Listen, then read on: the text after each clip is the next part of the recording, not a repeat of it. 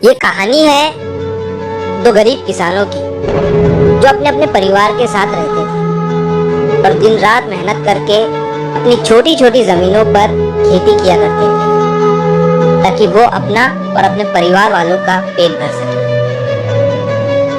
तो एक दिन वो दोनों किसानों की एक साथ मौत हो जाती है। जब मरने के बाद वो दोनों ऊपर जाते हैं तो ऊपर वाला उनसे कहता है कि बताओ तुम्हारी पिछली जिंदगी में क्या कमी रह गई थी ताकि तुम्हारी इस जिंदगी में मैं उसे पूरा कर सकूं।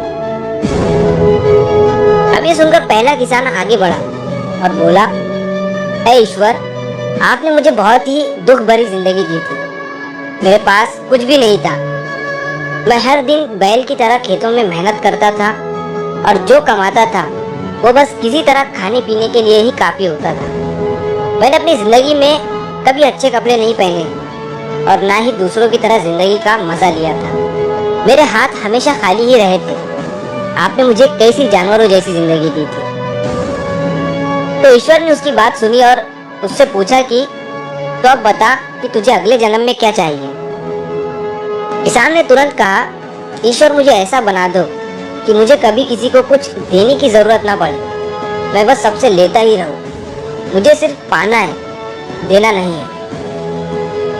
ईश्वर ने हामी भरी और कहा, ठीक है, तेरी इच्छा पूरी करता हूँ, तू जा।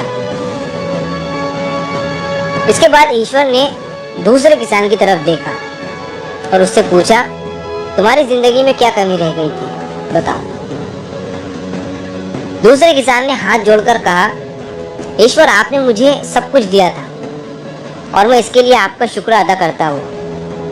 मुझे अच्छा परिवार मिला था, मेहनत करने के लिए जमीन मिली थी और मैं जो भी कमाता था उससे मेरे घर वालों का पेट भर जाता था। आपकी हर चीज के लिए मैं शुक्रगुजार हूँ। लेकिन एक बात हमेशा मेरे दिल में चुभती रही।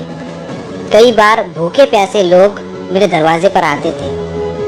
मैं उन्हें पानी तो दे सका लेकिन खाने के लिए कुछ नहीं दे पाता था। वो लोग भूखे ही लौट जाया करते थे और ये अफसोस आज भी मेरे दिल में है। तो ईश्वर ने प्यार से मुस्कुराते हुए पूछा, तो अगले जन्म में तुम्हें क्या चाहिए, बताओ।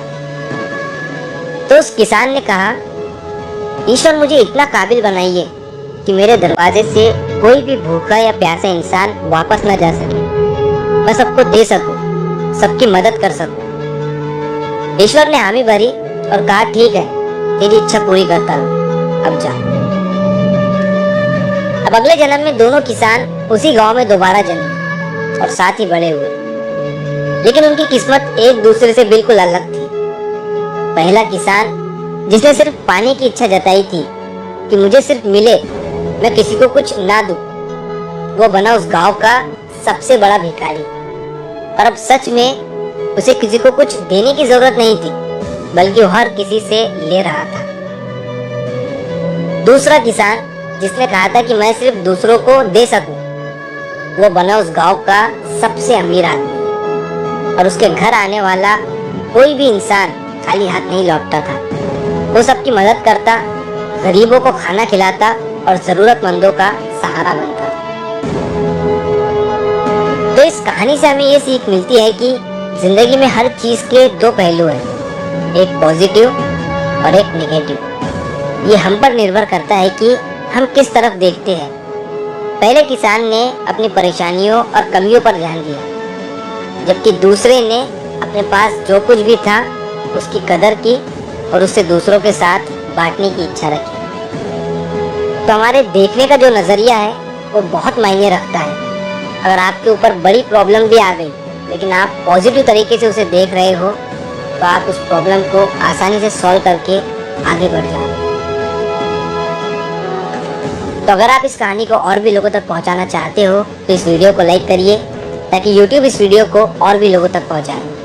और अगर कहानी अच्छी लगी हो तो हमारे चैनल को सब्सक्राइब ज़रूर करिए। मिलता हूँ मैं अगली बार इसी तरह की कहानी के साथ। तो सब्र करो, शुक्र करो और ज़िंदगी में आगे बढ़ो।